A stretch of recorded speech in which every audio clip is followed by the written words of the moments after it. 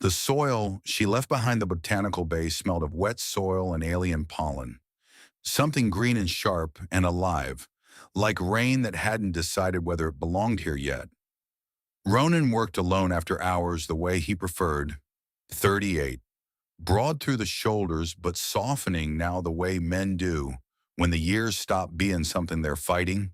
He crouched over a planter bed with both hands in the dirt, moving seedlings from tray to row with the patience of someone who had learned not to rush anything that was growing. His hands were always stained. He'd stopped noticing. He was humming, something low and half forgotten, when the girl appeared at the far end of the room. She was small, maybe 6, midnight blue skin and silver freckles that moved across her face like they were curious about the world. She didn't look at him. She crouched beside an empty planter bed, reached one finger into the loose soil, and began to draw. Ronan watched her for 3 seconds, then looked back at his seedlings. Some things didn't need interrupting. She drew for 20 minutes. When she finally looked up, she waved him over. Not shy, not hesitant, just certain, the way children are when they've decided something. He came, crouched down, looked at what she'd made. A face, rough lines, soil deep, undeniably his. The broken nose sitting slightly crooked, the jaw. And there on the drawn hand, the pale band of skin where a ring used to be, rendered somehow in the way only someone who notices everything could manage. He stared at it for a long moment. He did not hear the glass door open. He did not notice the woman behind it until the silence changed. Empress Dryavile was 5 feet 11 inches, deep midnight blue skin, and black coiled hair, and gray-violet eyes that gave nothing away. Except across her face, like silver dust thrown and frozen midair, freckles, and dozens of them, clustered tight around her eyes, every single one locked on the drawing in the dirt. She shouldn't have been looking at it that long. Something about a florist and a girl who drew his face without being asked. That's a story worth staying for. If this kind of quiet has ever stopped your breath, subscribe. There's more where this came from. Dryavile entered with the particular stillness of someone who had learned to fill rooms without effort. Lyrath, her voice was measured. We do not draw portraits of station workers. Lyrath pointed at the soil face with absolute confidence. But he has a funny nose. Ronan touched his nose. It's been broken twice, so fair. Dryavile did not smile. She stepped to the planter bed and smoothed the soil with the flat of her foot, slow and deliberate. The drawing disappeared. We are leaving. Lyrath pulled her hand free. I'll draw it again. Dryavile's freckles burst, a sudden scatter across both cheeks, silver specks flying to the edges of her face. And then she gathered herself, grip tightening gently around the girl's wrist, and walked them both toward the door. The room went quiet. The irrigation line dripped once, twice. Ronan stood in the amber light with soil on both hands and the faint impression of a drawn face already fading in the planter bed. He was beneath her station and they both knew it. She hadn't even looked at him directly when she left, and just taken what her daughter had made of him and erased it. He went back to his seedlings. Lyrath came back 3 days in a row. Always the same planter bed, always drawing. The face got better each time. The nose more accurate, the jaw more sure. Ronan started leaving things by the bed before his shift ended. Small jars of colored soil dye, the kind used to tint decorative beds, reds and yellows and one small purple. He set them in a row without comment. She found them every morning. On the 3rd day, Lyrath was adding color to her latest portrait, filling the drawn cheeks with warm ochre, pressing careful fingertips to the soil. When the door opened and Dryavile entered with a Thenari advisor at her shoulder, The advisor saw the drawing, saw the jars, saw Ronan at the far end of the room, 10 feet away, trimming back overgrown stems. The advisor leaned toward Dryaviel. Empress, his voice was careful. This child is rendering a Thanari remembrance portrait. Awake, the tradition is reserved for bonded dead. If she is drawing a living human in this form, with colored dyes, the implication is that she considers him. He stopped. He didn't finish. Dryaviel's freckles went completely still, not clustered, not scattered. Frozen. Every single one motionless on her face, as if her body had stopped mid-thought. She turned to Ronan.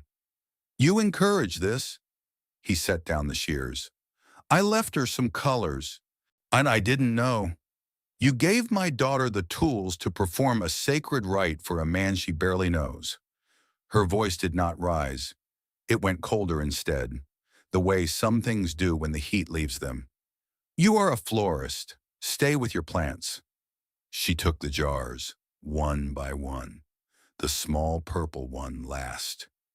Lyrath screamed his name as she was carried out. His name, not a protest, not a cry, just Ronan, Ronan, Ronan. And the sound of it followed him down the length of the botanical bay and didn't stop even after the door had closed. He stood in the amber light. The planter bed was smooth again. The drawing was gone. The Nari silver freckles don't lie. They cluster toward whatever holds the most weight in a room, scatter when the owner tries to suppress it, and freeze entirely in grief. He hadn't known that either. The impossible part wasn't that the girl had drawn him. It was the way her mother's freckles had gone still, not away from him, just still, like something trying not to be seen. Somewhere on this station, an empress is holding a jar of purple dye and pretending she doesn't know why. Subscribe and come back tomorrow when she walks back through that door. 4 days. Ronan worked alone. The planter bed stayed smooth. No jars on the shelf.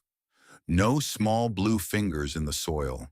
He trimmed and watered and repotted with the same quiet patience he brought to everything, and he did not look at the empty bed more than he had to. He was not angry. That was the worst part. He'd given a child some colors, and she'd made something sacred out of them without anyone knowing. And now the colors were gone, and the drawing was gone. And somewhere on this station, a 6-year-old had stopped drawing entirely, and he didn't know how to unknow that. Past midnight on the 4th day, the door opened. Dryaviel entered alone. No advisor, no Lyrath. She was carrying the small purple jar, just that one, held in both hands against the center of her chest, the way people carry things they almost didn't bring.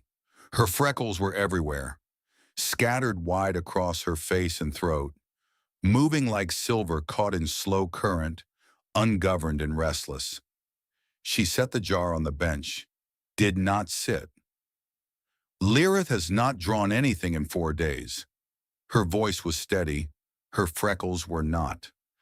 She eats, she sleeps, she does not draw. Ronan set down his shears, said nothing.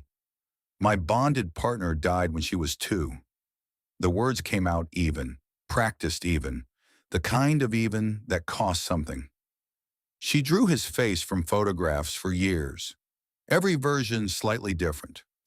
She never drew anyone living until her hand lifted, slow, almost involuntary, and touched her own cheek.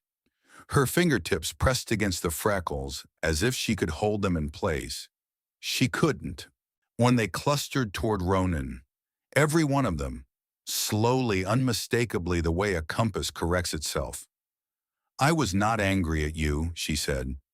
I was angry that she chose someone new to remember, and I was angry that my freckles... She stopped. Her jaw tightened. She did not finish. She didn't need to. A florist had no business watching an empress's freckles migrate toward him. But Silver has no loyalty to protocol, and they were pointed at him now, with a certainty her voice refused to match. Ronan looked at the jar, looked at her. His mouth opened, then closed. He reached out and picked it up, uncapped it, poured a thin line of purple dye into the empty planter bed. His hand wasn't steady. He drew one line in the soil, not a face, not a portrait, nothing sacred. Just a line, unfinished. "I'm not good at drawing," he said. His voice came out rough, like something that had been sitting in the quiet too long. "But I can leave the jars out, if she wants to come back. Though if—" He didn't finish either. He set the jar on the bench between them. The grow lamp caught the pale band on his ring finger, that ghost of a thing he still hadn't let fade. Dryavel picked up the jar. She did not put it back on the shelf. She held it against her chest again, small and purple and full of the color her daughter had used to draw a living man in the tradition of the dead. And something in her shoulders released. Not much. Enough. Her freckles slowed, stopped scattering. When they drifted now, soft and unhurried, settling gradually toward the man beside her, the way light settles at the end of a long day. She was not stopping them. She sat on the bench. Ronan sat beside her, a full foot between them, not close, not distant, just the honest space of two people who had not decided anything yet. The empty planter bed stretched before them, one unfinished purple line in the soil, waiting for a hand smaller than either of theirs. Stryavel set the jar on the bench between them. It came to rest against the side of his soil-stained hand. Neither of them moved it. It wasn't a choice. It was already done. Not in this moment, maybe not even in the ones before it, but in a girl's finger tracing a broken nose into loose soil, in a man who left colors without asking why, in freckles that had no loyalty to rank or reason and never had. The grow lamp hummed. The irrigation line dripped once, then twice, then fell back into the rhythm of the room. On the bench between a florist and an empress, a small jar of purple dye sat where two hands almost touched, waiting for a girl who drew the faces of people she refused to forget. That jar didn't move, neither did she. If that quiet broke something open in you, subscribe. You belong here. Tomorrow's story's already waiting, and it starts with a different kind of almost.